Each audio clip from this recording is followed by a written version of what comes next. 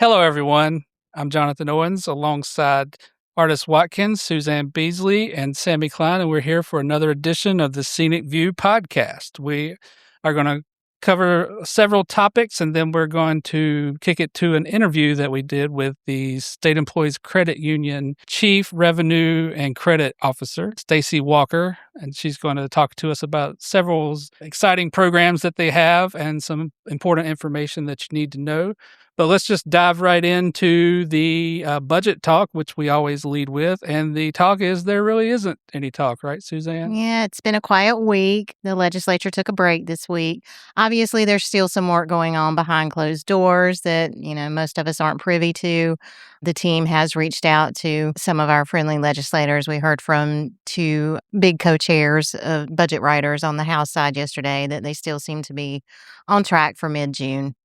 So it looks like Governor Josh Stein took the opportunity with them out of town to have a press conference yesterday and talk about budget negotiations, particularly the raises for correctional officers. Yeah, I saw that. And apparently are doing some pilot projects for hiring. Yeah. The question will be how many of those new hires they can retain. Well, I think the real question is, do you think he listened to our podcast last week and was like, I have to have a press conference? Of course. Because this is what we talked about last week with the 15% raises for correctional officers, and then staff at the prisons are only getting the 3%. So it's going to create a lot of wage compression. Huge wage compression issue. Yeah. On our Facebook, people have been very vocal about this, folks who work at prisons. So how do you see that playing out? People are angry.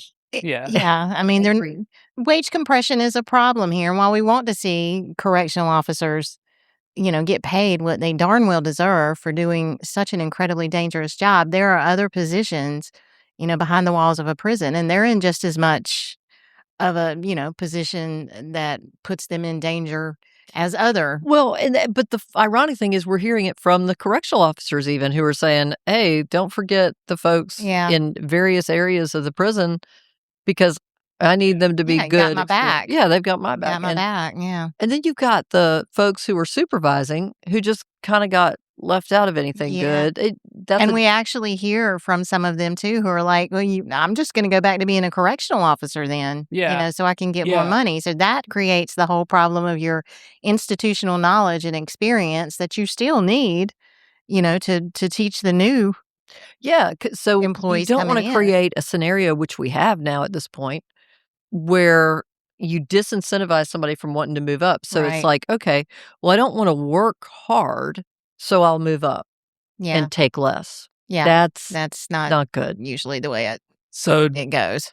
So DAC Secretary Leslie Dismukes at the press conference said that they have about half of the correctional officers they need to safely operate prisons. And they're responsible for almost 33,000 incarcerated individuals, which is more than they've had in many, many years. So it doesn't seem like there's any light in sight for the... No, I mean, nothing's changed really enough to speak of. Yeah. Over the last decade, I don't think. Oh, and Suzanne and I were talking about it recently, but we've talked about it many times. After the murders at Pasquotank and Bertie, every legislator, one after the other, stood up on the floor and talked about those brave law enforcement officers who worked in the prisons, who were killed.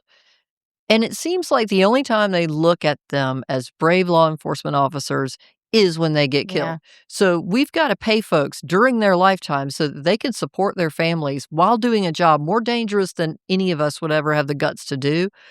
And it's beyond me why we can't just get that done. And, we had and I don't know where he is right now, but he retired, so we've kind of lost touch. But there was a correctional officer who used to join us to lobby at the General Assembly, and he was a former police officer.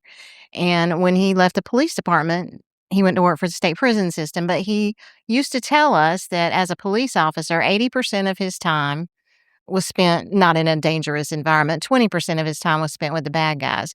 But in the prison system, it's just the opposite. Yeah. So it looks like this pilot program that they've launched at 3 prisons allows recruits to begin working while they complete certifications. I mean, that sounds good. It looks like they've hired 95 officers through the program. That sounds good. It may be a little dangerous too. Yeah. I mean, because you've got bodies Yeah. in the prison, filling positions, but these are people who haven't even been through basic. Yeah. So how safe are we just having bodies Yeah. in the prisons? But I assume they got to do something, right, at this Yeah. point. So I mean, something's got to give somewhere. Yeah. But like I said a few minutes ago, too, how many of those are going to stay? Yeah. That was something that Wendell brought up a few episodes ago when he joined us, that he just flat out said they're not going to stay. And Wendell's our president, y'all. I'm sorry, Wendell Powell, the president. He works at Harnett. Yeah. So he flat out said that you can sometimes get them in the door, but you can't really keep them. They walk right back out. Yeah. And what does that do? It costs money. Yep. Yeah. So the irony is we're right back to spending more money for nothing than if we just spent money to support North Carolinians trying to support their families who are doing work we wouldn't be willing to do ourselves. Exactly.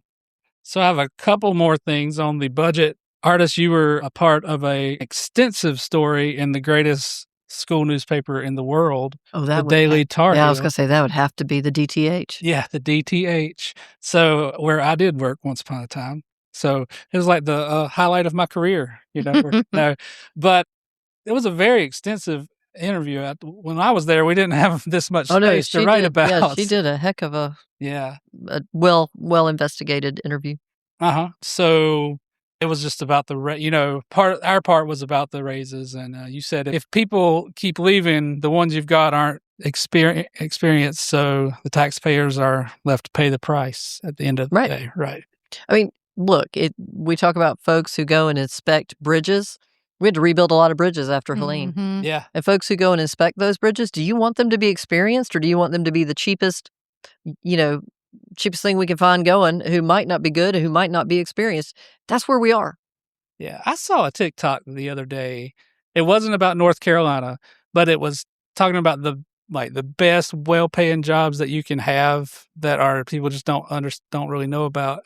And elevator inspectors was on there. And I was like, I never thought of that until we started talking about how we needed them. But they're in such demand now that the pay is going up for them. So, and that's been, that's one of those that was one of the first ones in state government that was a pocket of trouble because we couldn't keep them in the 90s. They could go make twice their salary in the private sector. So that's what I kind of down the rabbit hole. That's what I found, that, the state can't pay enough to hire like the other places can. So that's why there's such demand. So one of the reasons. Another budget-related topic that I saw was that the budget stalemate is keeping the zoo from opening the Asia expansion, which is going to be awesome when it opens, apparently. I grew up near the zoo, so I'm a big fan of the zoo. They're going to have all kinds of cool things in there, but they're still waiting on their money from the budget from the state. And the zoo is that's a cog in the engine, the wheel of the North Carolina economy. Yeah. It's huge for tourism. And the Asia expansion is a major investment for the zoo's future. More than $75 million has already been spent. I saw something about the zoo is very popular this year. Lots of people are going to it. And so... Yeah. Well, you can make it a day trip for a good part of the state. Yeah. We were just talking about plane tickets. People really can't afford plane tickets right now, so they really will try to visit more North Carolina tourist destinations. The question is, are we ready? Yeah. So, according to officials, the zoo needs roughly 70 additional employees to fully staff the expansion, and so that's the holdup. So, another thing about the budget hold up, saw that Jet Zero can't start their hiring, which is coming employer that receiving incentives, so they are waiting on that. And I thought that would open a little can of worms about us talking about it. Well, I don't love incentive because we've watched these incentives for decades now, and Suzanne and I can tell you, all we've heard is all the grumbling over the years over all this money we hand to businesses trying to incentivize them to come here, and then they pick up and leave. Yeah. And sometimes they pick up and leave and then don't pay penalties they were supposed to pay. Big penalties. So we have a real beef with incentives generally. However, I will say, I'm sure they play their role in the overall plan for bringing commerce to North Carolina, but that's just another example. If that's being held up, it's the same kind of example Secretary of State Marshall gave us on this podcast. Business, this isn't just state employees are having to do more. They don't like that. they're not being paid right, so they leave and it costs us money and turnover. It also costs business money, and that costs us tax dollars. So once again, we stay in this cycle of it doesn't seem like a very bright cycle to be in, where everything that disincentivizes business, which is what we're doing by choking out government right now. Yeah. It's a cycle that we'll just stay in. So this is in Greensboro, and they're expected to create 1,438 jobs, and they're going to have to push their timeline back a year already. So that's interesting. The other topics I have, wanted to talk a little bit about what's going on with Atrium and Wake Med. They are holding their listening sessions, and I think that you said the last one is tonight, right? We're Thursday, recording, yeah. We're recording on Thursday, the 28th. The last one seems to be tonight. Okay, I just want to say something, and before Suzanne jumps in about Atrium and Wake Med. It is still bizarre to me that the Wake County commissioners are the ones that have to vote to make this happen. The Wake County commissioners said, we hope Atrium and Wake Med hold some listening sessions for the public. And I want to repeat, we told Scenic on behalf of our members in the state health plan who would have to pay probably $7 more a month in premium. And that's everybody in the state health plan. Every single person, no matter where you live. Yeah. Your premium would go up at least $7 just because of this consolidation is our understanding at this time. But on behalf of those folks, we really could give 2 cents what Atrium or Wake Med think of our concerns about that. We want Wake County commissioners. Yeah. So no matter where you live in this state, you should call Wake County commissioners and let them know your concerns about this and let them know that you are aware they, in fact, have to vote for this. They can control whether this happens. Makers. Yeah, they're going to try to tell you they're not. I don't even understand that when government's like, oh, man, I don't know. Then why was it on your consent agenda in the first place? Of course you have control. Right. So that's where we are with that. Yeah, and there was so little transparency up to that meeting that, when it got out at the last minute. And yeah, but every politician jumped on that, right? Yeah. Oh, I'm so upset there was no transparency. Yeah. But where is anybody now, really? I mean, the treasurer keeps speaking out to his credit because he's got the health plan and he's trying desperately to take care of it. Yeah. And so we appreciate Treasurer Briner. He's been a leader on this, but literally at first, everybody's speaking out. This is wrong. Yeah. Nobody's doing anything. You got to do this yourselves, folks. You got to call Wake County Board of Commissioners, and we've got contact information for that on our website. Yeah. I thought it was funny. The first story I saw about the listening sessions, the CEO basically said that Scenic and the treasurer and everyone else just didn't understand the whole issue. They spoke without knowing the facts. No, we understood. Well, we know the overall fact, which is that consolidation leads to higher prices. Okay, you're trying to have your hospital merge with the hospital that pays their CEO $26 million a year. Yeah, we know what we need to know. Yeah. So and that's all we could know at that point because they had tried to slide this through on a consent agenda at the county commissioners, which would have meant no debate and no discussion and no information. So and if you're listening, no other bids at that point. It's Donald either, something. so. I can't remember his name. Wake Med, Donald, whoever. If you happen to, if somebody plays this for you, we'd love to hear what you have to say. We'll do a listening session for you. Absolutely. Come on our podcast. Happy to set that up. That's actually a great idea. Come on our podcast. You're very welcome here. Yeah. But this was just about Atrium. And then UNC got into the mix. Yeah. So this week there was. Tell us about that part, though. Yeah. That's interesting. So UNC got into the mix, and I think it was $5 billion. Yeah. That was their bid for the merger. Now it's still a merger, but UNC is more than doubling the $2 billion that Atrium has put in, and they turned it down. Right. Yeah. So why? Yeah. Well, I mean, I think there's probably a clause in that Atrium contract that benefits someone in particular. Well, that's certainly, I mean, I've seen where that's been asked publicly. Do individuals benefit out of any of this? Because that's a fair question. If we're talking about everybody's costs going up, we need to know. The public has a right to know. And again, that would be anybody that would like to come on the podcast. The Atrium fella, Gene, somebody. Love to if have he'd the like to come, conversation, he's welcome Gene. to. Yeah, that was interesting that they offered them $3 billion more. And they said no. No, we're not doing that. Because somebody's not getting a cut of that $3 billion. I'm just going to be frank. Don't you have a responsibility for your shareholders to take the higher bid? Or They I don't don't have even know. shareholders, that's the thing. So, the reason the county commissioners has to approve any of this is because it started Yeah. the way Wake Med started was as a community hospital. Over the years, it's morphed because, make no mistake, these things find a way to become part of a corporate machine, no matter who starts it. But the problem for them is there is still that Wake County connection. And so the Yeah. way the board is constructed at the current time has Wake County folks in the mix. The way it would be moving forward, Atrium would have control of Yeah. the board. Yeah. It says here, I'm reading from the assembly. They have, they always do great work. So, but Wake County will continue to appoint a majority of the seats on the new hospital board. But Atrium would gain effective veto power over those appointments. Right. So, yeah. pointless So, there. okay.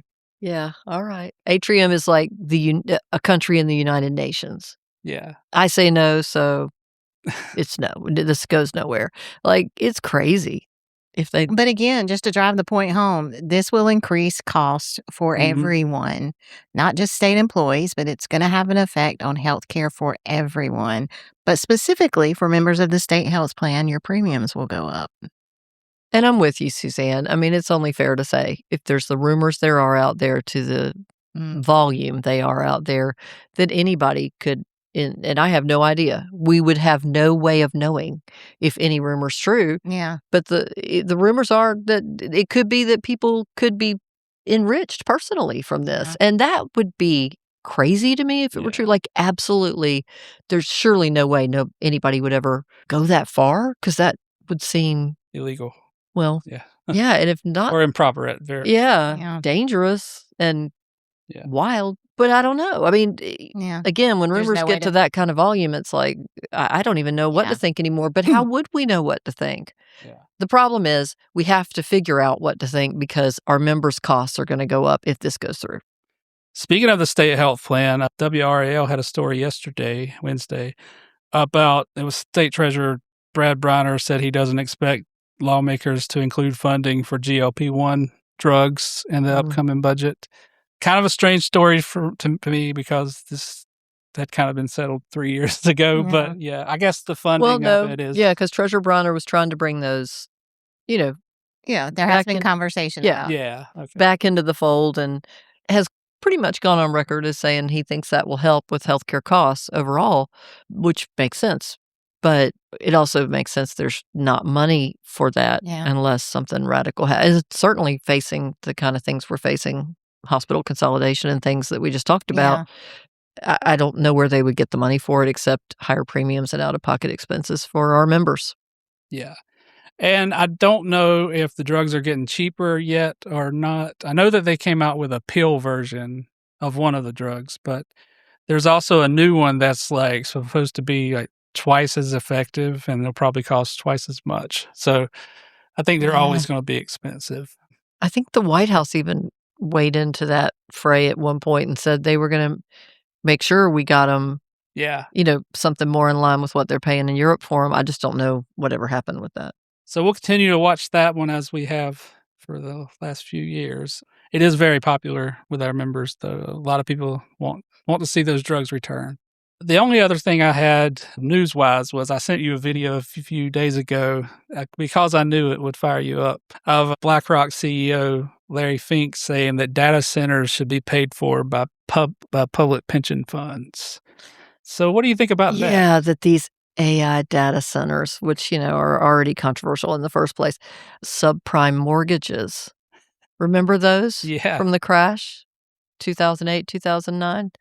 I mean, that's the last time that private equity and folks who meant harm literally siphoned trillions out of public pension plans, was investing in these subprime mortgages that the bottom fell out of and the economy tanked.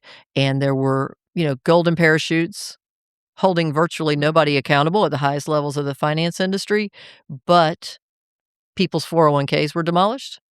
Pension plans were, in many cases, demolished. We were very lucky in North Carolina it didn't get demolished. Can you explain for the Gen Zs who were maybe only 8 or 9 years old what subprime mortgages? Oh, no. I mean, Can't. Oh, no. So see, the thing is, I grew up in a family that kind of sheltered me from that stuff. I didn't much of the effects of how that was when I was 8 or 9. So 2008, 7, 8, 9 area? Yeah. Right when I was fresh out of college and looking for jobs. Well, I was a little beyond that, I guess, but I was always looking for jobs. But yeah, so basically the market tanked because of subprime mortgages that failed. It's a really good movie about this called The Big Short. You should watch that. It is excellent. I love that movie. Yeah. Explain a little more. I'm not as... Well, I mean, so basically some banks knew full well what they were doing and gave loans to people. Let's say John wanted a loan from me and I could see everything on paper that told me as a lender, this is a no-go. I should not give him this mortgage. And they just did it all over the place. And the economy ended up taking this massive hit because all these people defaulted. Yeah. And the government had to step in, pay a ton of money. To bail out things like Lehman Brothers, which Lehman Brothers failed, we bailed out, what was, quote, too big to fail in terms of financial institutions, bailed them out. And then the public waited. Like, we're waiting for a parade of CEOs from these banks that allowed this stuff to happen. And there was lots of documentation showing this wasn't random actions by certain employees. This was encouraged. And not only did nothing happen, those folks many times stayed in place and their banks got bailed out and some of them got money, big payments from their banks for doing such a good job getting that money from the government. So we all stayed up in arms about this, us older folks, for years afterwards. Yeah. And so, that's what we see as a fear here. So these places, like these financial places, would take a bunch of these subprime, which means like terrible mortgages, and group them together and then create like a thing for people to invest in. And when that failed, it just tanked the whole. You have to watch The Big Short. See, I obviously knew that the market had crashed and everything in 2008, and I was aware of those things. And obviously I heard about it growing up after that had happened. Yeah. But as an 8, 9-year-old, I never understood it. I was just like, oh, the economy's bad. It's hard to get a job. Yeah. That's what I understood as it. Yeah, but just like it was randomly just that I was bad. Like, oh, no. well, yeah. People knew this was coming. So let me read you the cast list just to invite Steve Carell, Ryan Gosling, Brad Pitt, Jeremy Strong, Selena Gomez is in it. How have I not seen this movie before? You gotta watch it tonight. It's you have good. to. It's excellent in and it laying explains it out. like. And the guy that predicted it, by the way. Yeah. There was a guy that predicted Michael all Burry. of this. Yeah. Yeah. So he's buying all kinds of interesting things right now that make some folks in the industry say, we should all pay attention to what he's doing because he must see something right now. Yeah. So he's like seen as kind of the oracle right now. Right. Yeah. So speaking of movies, what about this movie that you're in? Yeah. So they did the premiere of that thing and I wish I could tell you more. I have been involved in all of our scenic stuff and I'm really not. Did you go to the premiere? No, it was in California. It was Sacramento. And they should have invited you. There is a group of public employees in California who are suing CalPERS. And they held the premiere at a historic theater in Sacramento right down the street from CalPERS, which is California's pension system, retirement system, which is the biggest one in the country by far. It's huge. And it was literally a stone's throw from the CalPERS offices that they premiered it. So the name of the movie is Pension Fight Club. Go to pensionfightclub.com, and it has a button here that you can watch it. So maybe you can watch it right here on your... Yeah, you can watch it. I haven't watched the whole thing yet, but the stuff I did see was really, really compelling. Yeah. You think it'll be at the Cannes Film Festival next year?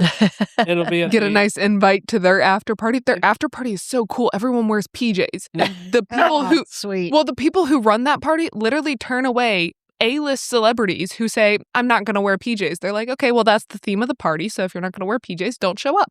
And you'll be turned away. So it may also play at the Scenic Film Festival at our convention. The Scenic Film Festival. Well, we do, most of the states that were in the movie in some way are having premieres of it and inviting lawmakers and stuff like that. And we will do that and invite our lawmakers at some point. I told them it's kind of it's hitting at kind of a very busy time for us in terms of our legislative session. But we'll do something with it because, again, Doug Orchard, the director of this thing, he did really, really good work. And maybe we can talk to him sometime. Yeah. Because he's really fighting for people who have a stake in a public pension. He really is. CNIT members, you have homework. Go to pensionfightclub.com and you can watch this movie. Artist is listed among the cast members. She got an IMDb. She has an IMDb. Yes. Y'all are really into this whole IMDb. That is like the pinnacle of That is the way you know if you've made it. Oh, okay. We'll see. As an actor. I want y'all to be impressed by like my puffin that I have on this T-shirt. So my friend, they were filming a TV show in Wilmington, and he went down there to be an extra. And he went just because he hoped he would get an IMDb entry. He? And they made him one of the servers it was like a dinner scene, and he got an IMDb. Oh, nice. Good. I'm glad he got it. That's my goal in life. That's how I'll know I made it. Okay, so now we're going to move to the interview portion. We had a good conversation with Stacy Walker from the credit union. Brenda Williams, our CFO, is also on this interview, and I hope you learned something.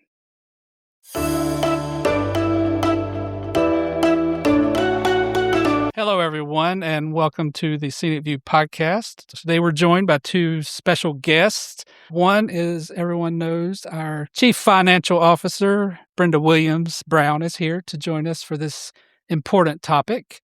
We also have a recurring guest. Stacy Walker from the State Employees Credit Union has come back to join us this week to talk about a few things going on at the credit union and also some important information that state employees need to know about upcoming things. For more than 88 years, the State Employees Credit Union has served North Carolina's state and public school employees and their families. It is the largest credit union in our state and the second largest in the nation. They serve over 2.9 million members across all 100 counties. That's a mouthful. Yeah, that is a mouthful. So what's that? That's about a third of the whole state is a credit union member. I'm a proud credit union member, and they've really changed my life from being able to work with me on various loans and things, and I really appreciate it. So Stacy Walker is the Chief Credit and Revenue Officer for SECU. And let's just jump right in, I guess. Okay. First, thanks for being a member of State Employees Credit Union. I'm a member as well. Thank you. Mortgage loan. Yeah. You probably approved both of our mortgages. Good person to know, right? Yeah, so credit union just does amazing things for our members. Lots of our members say great things about the credit union. So just tell me a little bit about what's going on there first off and how things are going. Yeah, absolutely. Will do. And you kind of hit on it right off the bat. But, State Employees Credit Union is a member-owned cooperative, and our number one thing has always been and continues to be committed to exceptional service, value, and support of our almost 3 million members, and that's been going on since 1937, and we are so honored and proud to serve the people in our communities all across North Carolina. You mentioned our number of members. We are getting ready to knock on the door of welcoming our 3 millionth member. So all of our branches across the state have been having some celebrations. So pop into your local branch, see what's happening around there. And we're very excited about that. So does that person get like a gift bag or anything if they're the 300th? Are you able to check? We are celebrating all 3 million members is what we want to do. Yeah. Okay. So go get your bag. Yeah. If you walk in and like music goes off and balloons go everywhere, you are the 3 millionth member. So Scenic has a long-standing partnership with the credit union. It was interesting to hear some of the history a few years ago when we had a presentation at our convention. It's almost as if Scenic members were there at the beginning, kind of started the credit union, kind of came up with the idea of having branches across the state. And I thought that was really interesting. What are some of the products and services that you're offering now to have an impact on state employees? One of the products that I highlighted last time is that our board is really committed to recognizing our field of membership, who we were started for, and that is state employees of North Carolina. So we offer 0.5% discount on our auto loans, and are closed-end fixed-rate loans, so just personal loans. So if you are a state employee or a retired state employee of North Carolina and you are looking for a new car, or looking for a personal loan, when you go on our website, make sure you take 0.5% off because that's going to be your interest rate. So that is one of the things that we offer, and very proud to offer that. And I will just put a plug in real quick. And speaking of auto loans, at the end of April, we were very excited to launch a car buying service. We used to have that many years ago, but had sunset that and looking for a new partner for that. So we kicked it off at the end of April, and it allows members to go online. If you know exactly what you're shopping for, you can put all that in. Or if you just know, I want a Honda Accord, but I'm not really sure what model, the website does all of that for you, or our partner. And so they come back and they do all the price negotiations with you. On average, it's roughly about a $2,700 savings on that. So we're very excited to kick that off. And also, if you're not looking for a new car, but you're ready to sell a car, they'll also buy your car from you too. So very excited about that. What a cool product. Yeah. Buying a car is probably one of the most stressful I processes. totally agree. I love new cars, but goodness, the process can be painful. So if somebody's going to pick up and do all the negotiations for you, to me, that's a win-win. And then you bring back, if you need a loan, to State Employees Credit Union, taking advantage of that 0.5% discount on the auto loan rate. Can't go wrong, in my opinion. Yeah, great. I have a confession. I've actually used that in the past with the past product. Was it Auto Power or something like that? So Auto Power is the pre-approved check. Oh, okay. So you have been pre-approved for your car loan. You don't really know what you're shopping for. So we go ahead and approve you for up to a certain amount, and we let you leave with a blank check, or we FedEx you a blank check. And then when you're at the dealer ready to finish out your loan, you just are ready to finish out your purchase. You just sign that check and you drive away, and we'll send you the rest of your documentation through e-sign. So you don't have to return to a branch. Makes the process a lot easier. I bought a truck with that, and I will say, though, that dealership wasn't excited to see that check come out.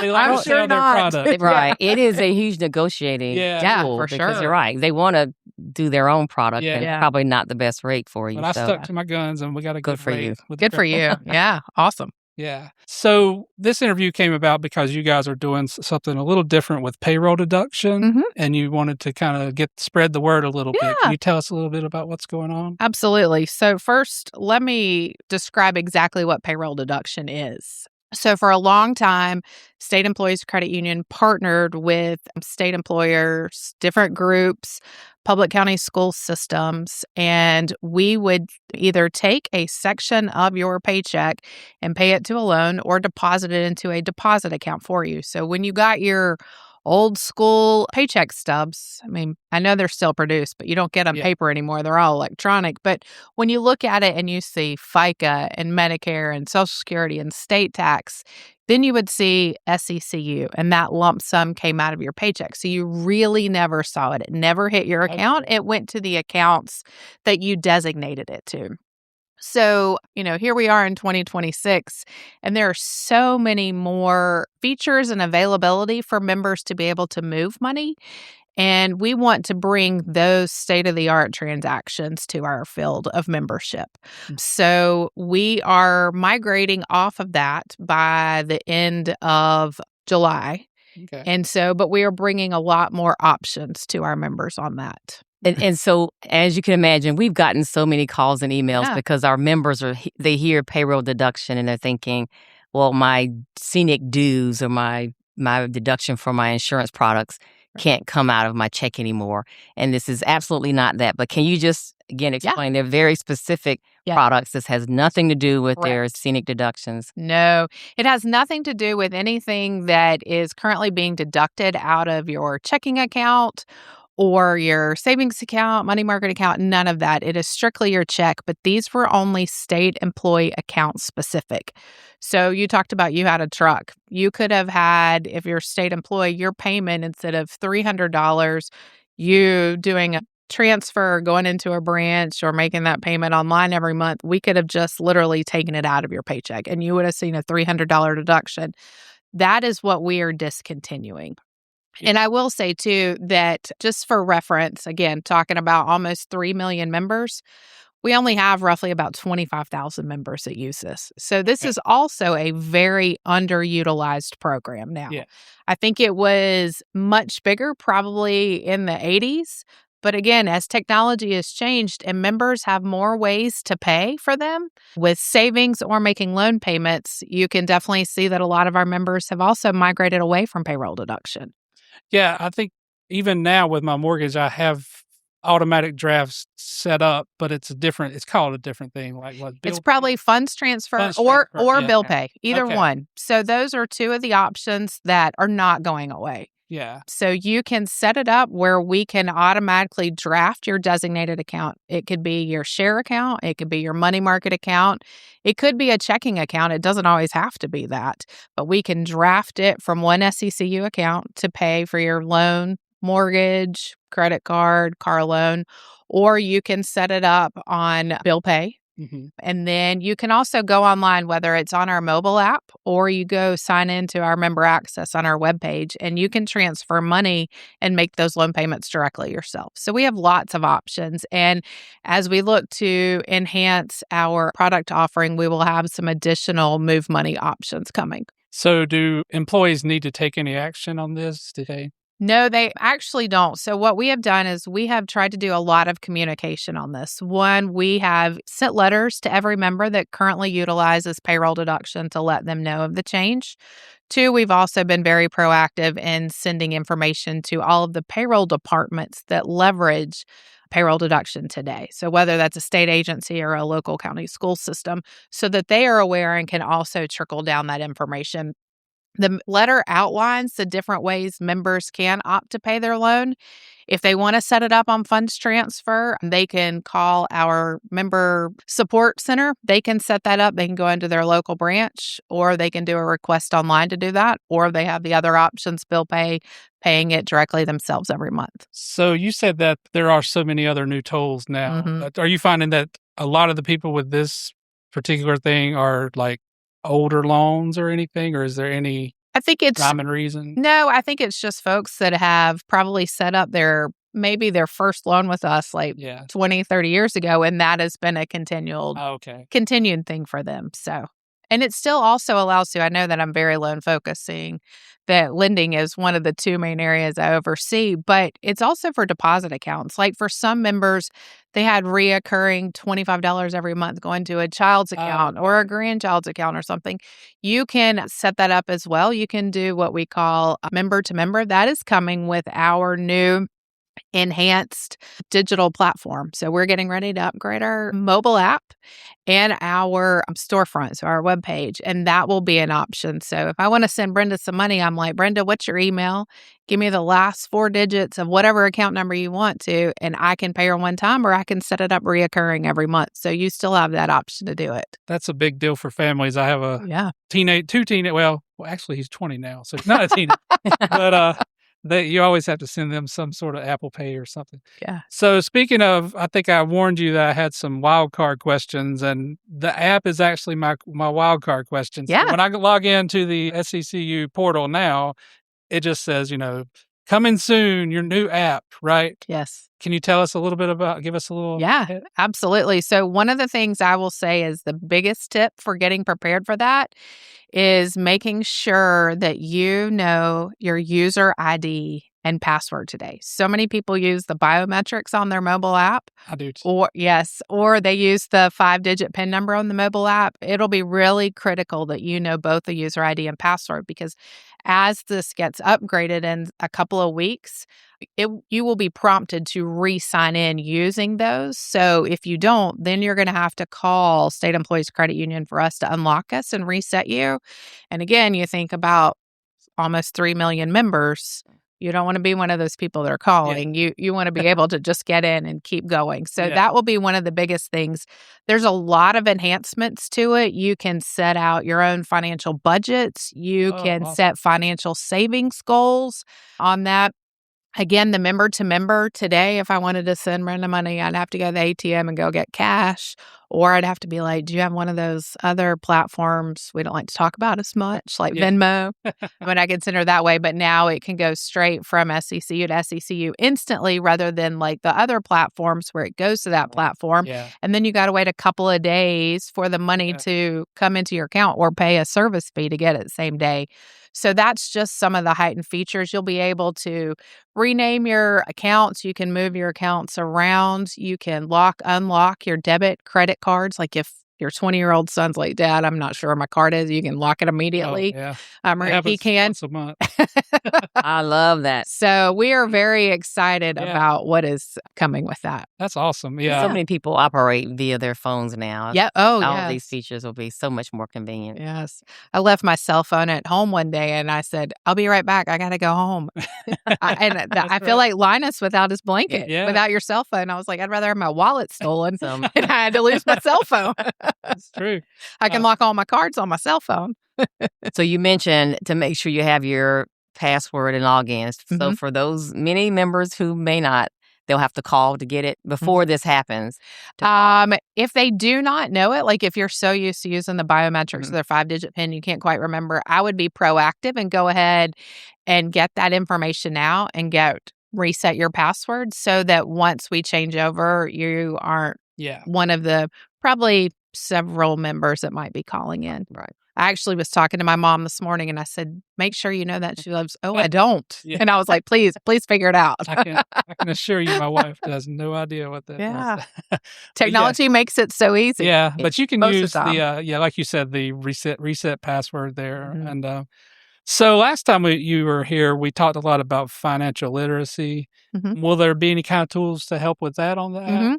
Okay. Yeah. So I think one of the biggest things is, depending on where you are in life, you can set like a savings goal. Like if you're trying to save for a down payment on a car or a home, or you're just trying to save X amount of money every month, you can do that. You can see a budget, so you can see where your spending is as well. So those will be some tools that we currently don't have today right there in the mobile app. So I had an idea. Okay. Big on ideas these days for some reason. So it would be awesome if the app could tell us like what our subscriptions that we're paying for each month and things like that. So that's actually really good. So there will be two things too, especially if you utilize bill pay. You can give 2 different grant accesses on the bill pay feature that will do 2 things. One, it will look at your accounts to see kind of like a history of, it looks like you're paying Netflix every month. Yeah. It'll be like, do you want to set this up? And it will also do a soft credit report inquiry. So when I say soft credit report, that means it's not a full credit report. It does not hit your credit report as an inquiry.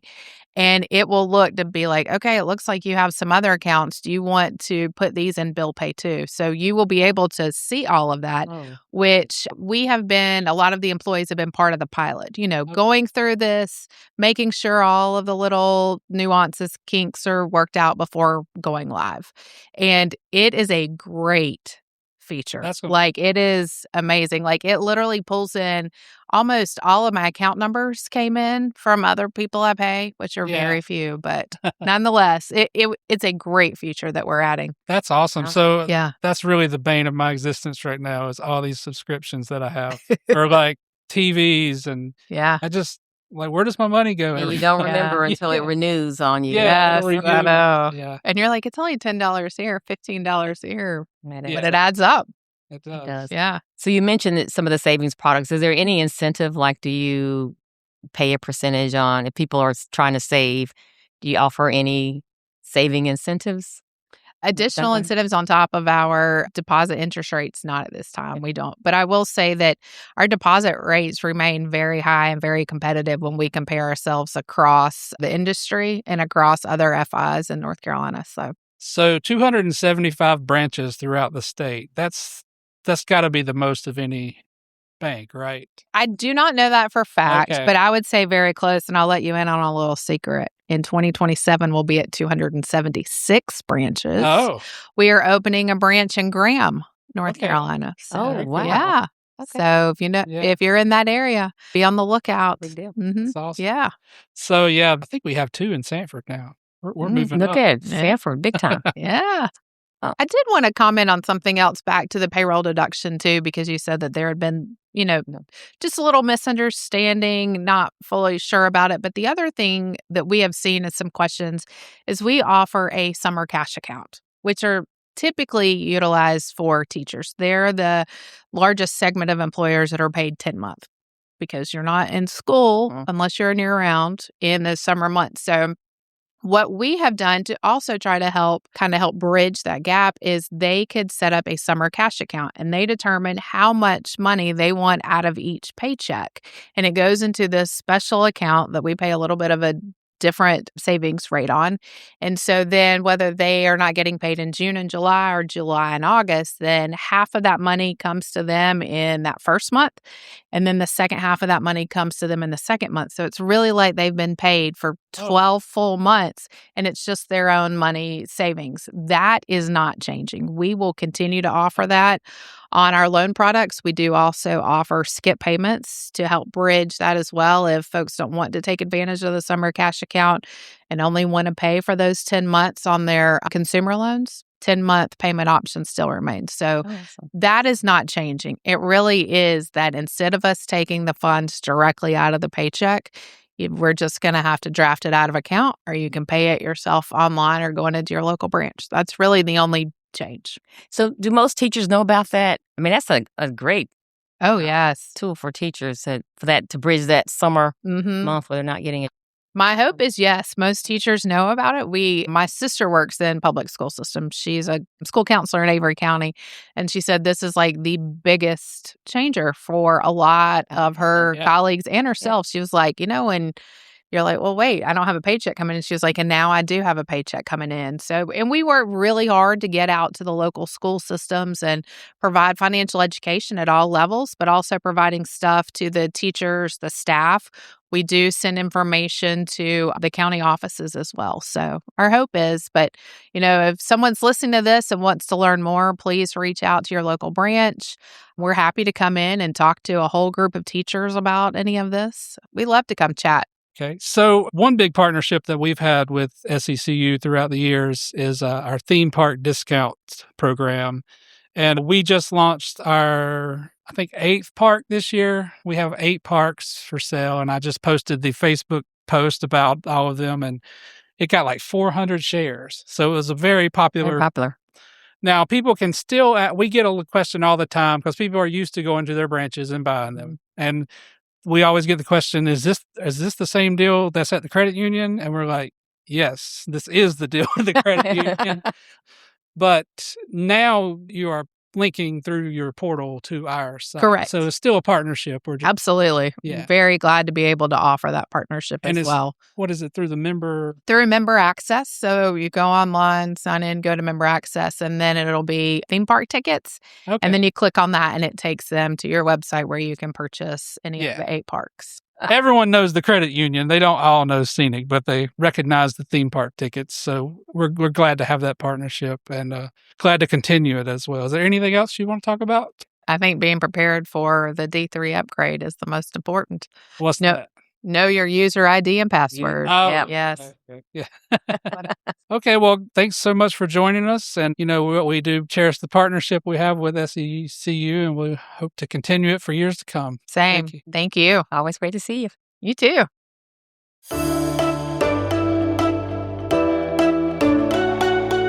And we're back.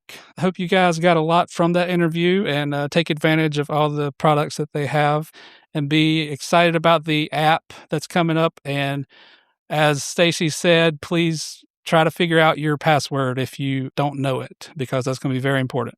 What is the Gen Z moment of the week? So, different name every week. So Gen Z moment of the week is how Gen Z's feelings towards influencers are shifting. Now, it seems like this has happened a lot in like the recent year and a half, but I still feel like I started noticing it personally in about 2023, but more and more comments have been made about it recently, and consumers are not being as forgiving as they used to be. What is that? What do you mean? Like, I don't understand. Like social media influencers. Social media influencers, people were almost looking up to them like they were some big things that were unattainable. They had all this power and influence. And they would tell you, like, here's what you should wear, right? Here's what you should wear, what you should buy, what you should support, what you shouldn't support, different things like that. And recently, there's been more and more influencers that have made comments that just make Gen Zs, especially older Gen Zs, realize how out of touch they are. So, for example, one that I noticed, I think this was in 2023, there was an influencer who was talking about how difficult it is to be an influencer and said something along the lines of, try being an influencer for a day. I woke up at 8 o'clock this morning and wasn't done until 6 p.m. Oh my goodness. And people were like, okay, well, that's a normal day job. That's what I do on a regular basis. Huh. And people started canceling that influencer over that. That influencer has been in hot water many, many a times since then. So it seems like The they're balloons fading. off the there you rose. go. That's That's the it. term. I was trying to say gilded something, but Yeah, Anyway. there's something like that too. Yeah. But you think you're more cynical about these people now? It seems like that's a I natural think that progression. might be the progression Yeah. that things are going towards. Another recent media example, like 2-3 weeks ago, James Charles. Have you heard that name before? He has lost more than 4 million followers on TikTok in the past 2 to 3 weeks because about 2 or 3 weeks ago, he made a post bashing and insulting a former Spirit Airlines employee who had DM'd him, and it's assumed that she DM'd a bunch of celebrities because Spirit had shut down so quickly that she created a GoFundMe because it doesn't take you 2 days to get a new job when your company just goes under suddenly. And so she had created a GoFundMe and DM'd him and a bunch of other celebrities. And he made a video bashing and insulting this woman. He called her lazy. He called her entitled, said that instead of asking for help, she could be using this to apply for jobs. And in the 48 hours after posting that, he posted 2 apology videos, both essentially doubling down on what he had said and not apologizing at all. And then 2-3 days ago, he posted another apology video in which he stated himself. She ended up raising a lot more money because of the whole So thing. he never said her The name. extra drama. Oh, he didn't. He never said her name. But people found out. Oh, yeah. Y'all went sleuthing. And another influencer, this girl's goal was only like $1,000. She was just trying to make it through like a month. Yeah. Another influencer had donated $5,000, and then people had found out that James Charles had donated $500 under an alias and then donated $5,000 as himself to basically say, I'm not a terrible person. I didn't completely bash them. He's trying to make up for it. But about 2 to 3 days ago, he posted another apology where he stated himself that people are going to think that I'm only making this video because of the backlash that I've received. And you're right. So he's continuing to essentially not apologize, but just say, I'm only saying these things because... Okay, so how much did she people are rate? mad. I'm just curious. What was the total? I'm not sure we have the total. We just know that she has raised a lot more than her goal was. Interesting. Yeah.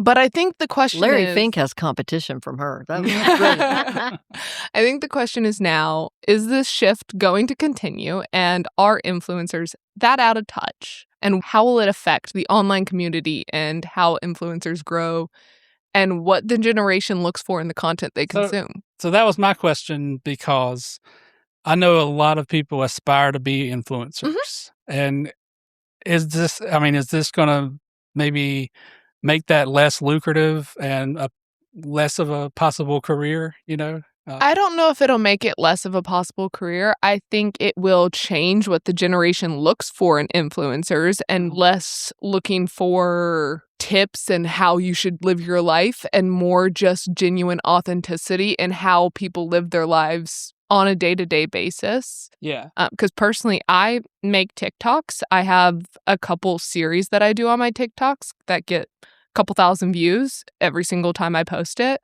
One in particular, I get about 300,000 views-ish that I do every now and then. What is that? I do a little series. 300,000 or 3,000? I got 300,000 views recently on it. Okay. I've been showing my gymnastics coach musicals that he's never heard of. Nice. And most of the comments have just been things of them saying that they can tell I'm having fun. He's having fun hearing them and just genuinely enjoying it because they love music. Something positive. Yeah. Speaking of viral posts, our theme park tickets post this week, we posted went it. Nuts, didn't it? And it's up to like 500,000 Because that's views. positive as well. People like the idea of a theme park. But we're going to do a video with Brenda Johnson, who is our director of operations, and she is in charge of the theme parks program, and she's going to answer some of the questions that came up through that whole post. But I was surprised because we usually get 100,000 views on that because people like to share it, and then everybody, it just kind of shares. I'm telling you, and I really do think a lot of it is definitely the economy. The economy's so bad that people aren't buying those plane tickets. They're not necessarily doing a whole week at the beach, but they're looking for something to do with their family. So I'm not surprised theme parks would be taken off, same as people's interest in the zoos. So a lot of the questions we've gotten is, these are similar to the prices on their websites. The thing about the difference is, one of the big differences, on the website, they'll charge you fees, convenience charges it may say a price, but it'll probably be $10 to $20 more. Yeah. And they change it depending on the volume. That's right. Yeah. The time of year. Yep. Yeah. And also their prices will go up as the season progresses, and ours are the same throughout. And some of our discounts are really good discounts, like in general, not just because of that, but we can still save you $10 to $20 a ticket, it seems like. Which adds up. That's your food. Especially, you don't go to a theme park alone. You take about 6 or 8 people. So that adds up. That's 80 And you don't have to be a Scenic member to. Yeah. This is just available to everybody. It's just something we do.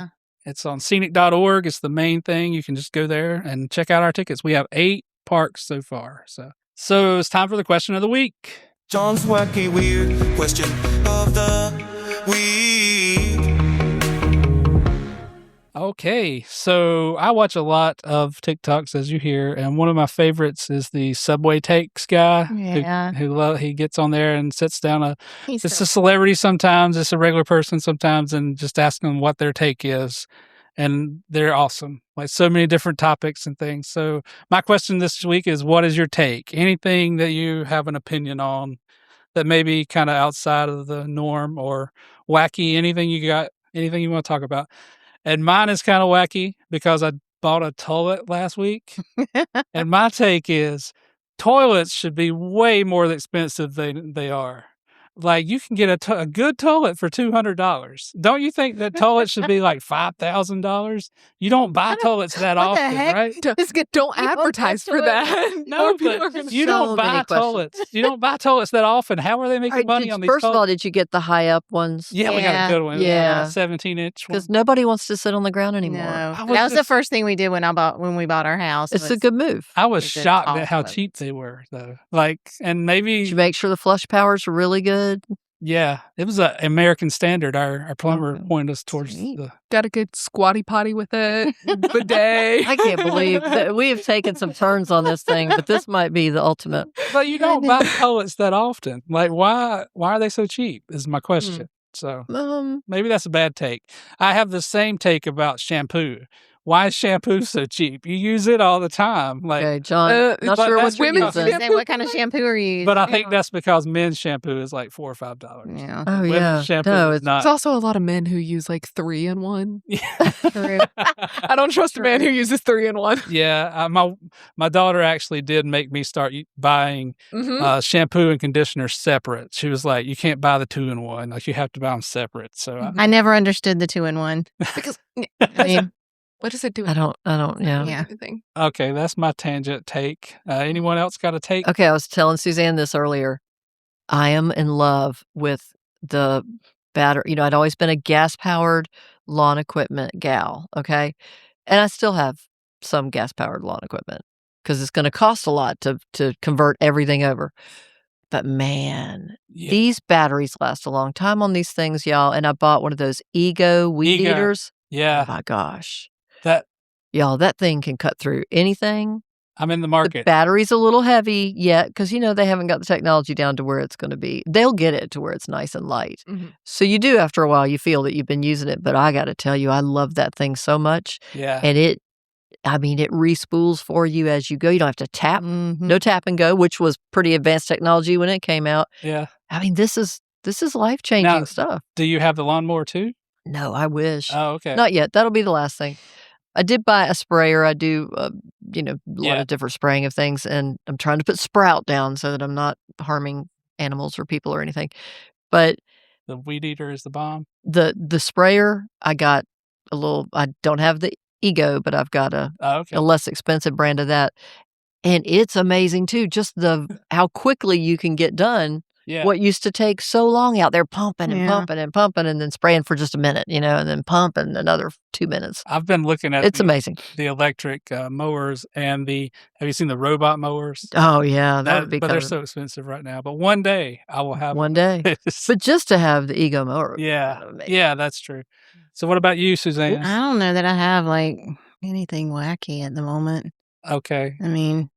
Crocs are overrated. There you go. Breakfast food is better at night. That's a good one. Yeah. Crocs. Yeah. What about Crocs if you're on the toilet?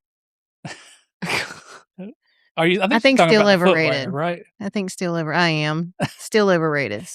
They're plastic shoes. Yeah. They're plastic shoes. I don't know. They made a comeback too. Yeah. Apparently right now the Croc sandals are the bomb, apparently. Oh, yeah. So. Who knew? Anyway, pancakes are better at supper time. That is true. Yeah. Amen. It just seems like more fancy, right? Yeah. It does. Mine should be that I don't like breakfast. No, I'm kidding. I'm a bit of a book loyalist, so I guess my hot take would be that if a book is made into a series and it's like a series of books, I gotta read every single book before I even watch the first season of a series. Okay. So like The Summer I Turned Pretty, when that came out, I didn't start watching it until season 2 had come out. I forced myself in a matter of 3 days to read all 3 of the books before I could even watch the first episode of the first season, because they always change things and they'll sometimes put things that are supposed to be in book 2 in season 1. Yeah. Yeah. And I'm not getting stuff ruined for I me. think that's that's good. fair. And frankly, that's a good hot take in and of itself. If everybody would read just a little, I think, other than reading stuff like I do, scrolling my phone all the time. Yeah. But if I pick up an actual book, I honestly feel like everything just seems a little better after that. Oh, yeah. I woke up, the past 2 days, I've been waking up at 6 a.m. and just spending the first hour and a half of my morning before I log on for work, reading on my balcony with a cup of coffee. I like It's it. a perfect way to wake up. Well, that's a good way to end, but everyone have a great week, and we'll see you next week.